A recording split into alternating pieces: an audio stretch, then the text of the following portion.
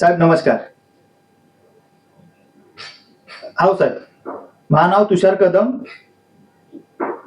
हा या खेडा जिल्ह्याचा आहे ना मी. तिकडेच माझी शेती आहे. हो, ही ही आहे माझी मुलगी. तू नाव सांगू?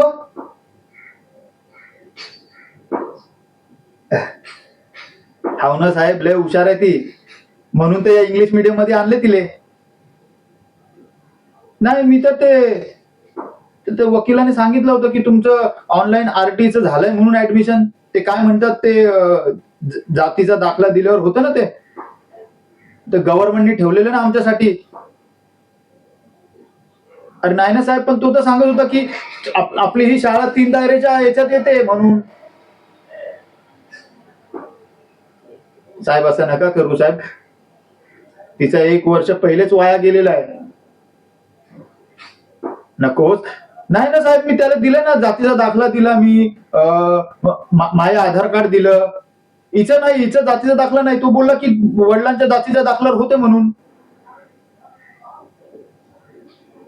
बरं साहेब, मला एका कागदावर तुम्ही लिहून देता काय की तुमच्या इकडे आरटीचं ऍडमिशन होत नाही म्हणून?